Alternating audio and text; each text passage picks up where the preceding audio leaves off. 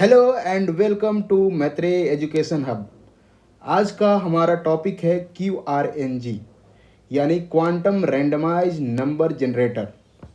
This topic is very relevant for IAS pre 2021 as well as mains exam, so please pay attention.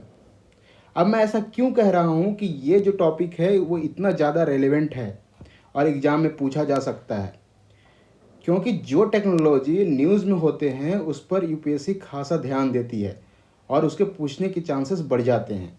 आप खुद देख लीजिए, ये जो टॉपिक है ये इंडियन एक्सप्रेस में आया हुआ था।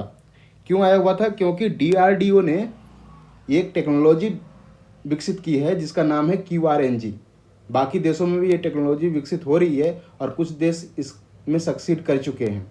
तो जानते हैं ये QRNG क्या है।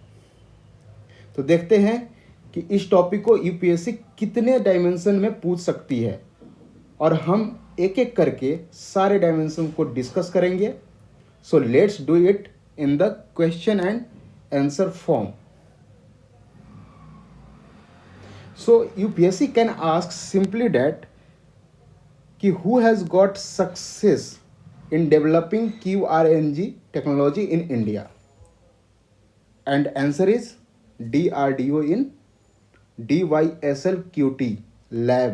एक्चुअली क्या है कि DYSLQT जो है वो DRDO का ही एक लेबोरेटरी है जिसका फुल फॉर्म है DRDO young scientist laboratory quantum technology.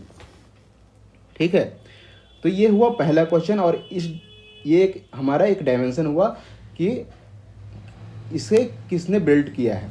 ठीक है, आते हैं नेक्स्ट क्वेश्चन पर। नेक्स्ट क्वेश्चन ये पूछ सकती है कि व्हाट इज QRNA। सिंपली ये पूछ सकती है कि QRNA क्या है। तो आप क्या बोलिएगा QRNA क्या है? तो actually this is a device that can generate true randomise number, जो कि और ये किसके मदद से ये करता है? ये क्वांटम मैकेनिक्स के मदद से करता है। आपने क्लास, अगर जिनका साइंस बैकग्राउंड है उन्होंने क्वांटम मैकेनिक्स पढ़ा होगा क्लास 11-12 में। और ये जो है क्वांटम मैकेनिक्स, ये एल्बर्ट आइंस्टीन को इसका जनक माना जाता है, फादर ऑफ क्वांटम मैकेनिक्स बोला जाता है। और जो न्यूटन है वो क्लासिकल मैकेनिक्स के फादर कहे जाते हैं। तो आगे चलकर देखते हैं कि आखिर ये वर्क कैसे करता है। And this will lead us to our next question, that is on what mechanism this device work। तो देखते हैं हमारा जो थर्ड क्वेश्चन।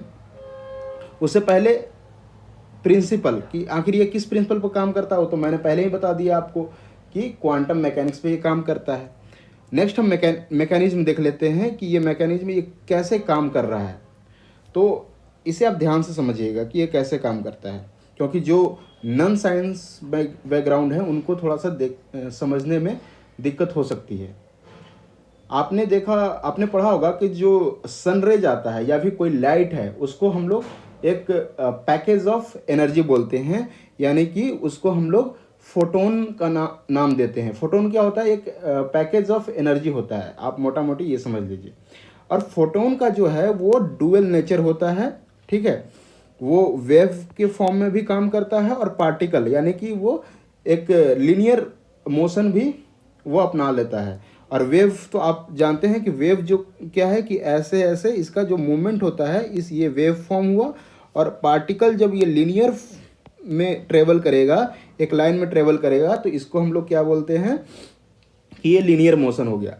अब जो ये सुपर इम्पोज आपस में होता है, जो क्वांटम मैकेनिक्स बोलता है, ये काफ़ी कॉम्प्लेक्स होता है और एक अलग ही कॉम्बिनेशन जनरेट करता है।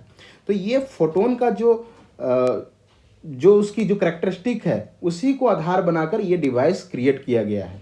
ठीक है, इतना डिटेल में तो यूपीएससी नहीं पूछेगी, लेकिन हाँ हमें मैकेनिज्म पता होना चाहिए कि ये कौन से मैकेनिज्म पर काम कर रहा है।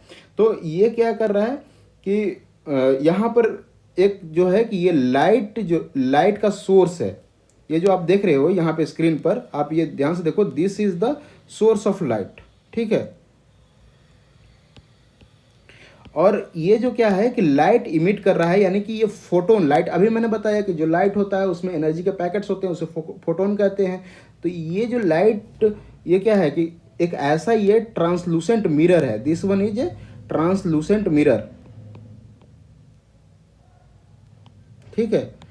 यानी ट्रांसलूसेंट का आपको मतलब पता होगा, जो हिंदी के स्टूडेंट हैं उसमें क्या होता है कि कुछ लाइट पास हो सकते हैं और कुछ लाइट जो है वो रिफ्लेक्ट करते हैं। तो एक ऐसा मिरर रखा गया है कि यहाँ पे कुछ लाइट क्या होगा, पास हो जाएगा और कुछ लाइट रिफ्लेक्ट हो जाएगा। तो यहाँ पे हमारे दो कॉम्बिनेशन मिलेंगे, first and this one is second combination, ठीक है।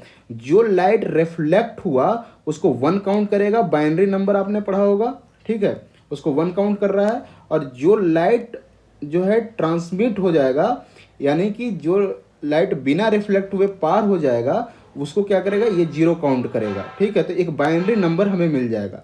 अब ये बाइनरी नंबर से क्या होगा, ये जो डिवाइस है एक रेंडमाइज नंबर जनरेट करेगा, जो कि किसी भी हैकर के द्वारा हैक नहीं किया जा सकता है, वो काफ़ी कॉम्प्लेक्स है, ठीक है। तो ये एक आप देख सकते हो कि कुछ ऐसा एक नंबर जनरेट कर लिया, एक रैंडम नंबर जनरेट कर लिया कि जिसे हैक करना बड़ा ही मुश्किल होता है, ठीक। अब देखो कि क्योंकि ये हैक करना काफ़ी मुश्किल होता है, तो इसके एप्लीकेशन जो हैं वो काफ़ी वाइड हो जाते हैं, और वो भी हमारे आर्मीज़ में, क्योंकि उनकी जो इंफॉर्मेशन होती है, जो कम्युनिकेशन होती है, वो काफ़ी सीक्रेटली होती है, क्योंकि वो नेशनल सिक्योरिटी का एक मुद्दा हो जाता है, एक इशू हो जाता है। तो इसका जो एप्लीकेशन ये काफ़ी रेलिवेंट है यूपीएससी प्रीलिम्स के अनुसार। जो हमने टॉपिक भी दिया है आपको, हेडिंग भी दिया है कि ये यूपीएससी प्री 2021 के लिए काफ़ी रेलिवेंट है, ठीक है। तो पहला एप्लीकेशन देखते हैं कि ये क्वांटम कम्युनिकेशन कर सकता है, और एक्चुअली डीआरडीओ ने इसका टेस्ट भी किया है क्वांटम कम्युनिकेशन का, और वो उसका उन्होंने नाम जो दिया वो क्वांटम की डिस्ट्रीब्यूशन टेक्नोलॉजी दिया, ठीक है, QKD। तो अगर एग्ज़ाम में कुछ ऐसा आपको दिखे QKD जैसा, तो बिल्कुल कंफ्यूज ना हो, बिल्कुल घबराए ना, ये क्वांटम रेंडमाइज नंबर जनरेटर की ही बात कर रहा है, जो QRNG हमारा जो टॉपिक है, ठीक है। तो ये पहला हमारा एप्लीकेशन हो गया, यानी कि QRNG का पहला एप्लीकेशन। दूसरा एप्लीकेशन ये है कि ये क्रिप्टोग्राफिक एप्लीकेशन है, उसमें काफ़ी सारे एप्लीकेशन आ जाते हैं, जैसे कि ये की जनरेशन का काम करता है। की जनरेशन आपको अभी बताया कि कोई ऐसे कोड जनरेट कर देगा जो कि डिकोड करना काफ़ी मुश्किल होगा। की रैपिंग का काम कर सकता है, एप्लीकेशन हो सकता है इसका, ठीक है। साइंटिफिक सिमुलेशन का मतलब आप क्या समझते हो?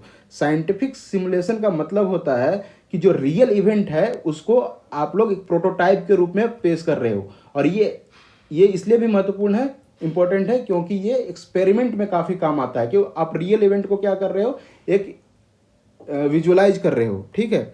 और ये लॉटरीज, आप जानते हो कि लॉटरीज में जो नंबर सिस्टम होते हैं वो काफ़ी कॉम्प्लेक्स होता है, कोई इसको ऐसा बनाया जाता है कि उसको डिकोड ना किया जाए, तो ये लॉटरी सिस्टम में का एप्लीकेशन है इसका, ठीक है। और नेक्स्ट है ये फिजिक्स के जो एक्सपेरिमेंट्स होते हैं उसमें भी काफ़ी ये रेलेवेंट है। तो ये रहा हमारा आज का टॉपिक। उम्मीद है आपको ये समझ में आया होगा। अगर ये लेक्चर आपको अच्छा लगता है तो प्लीज़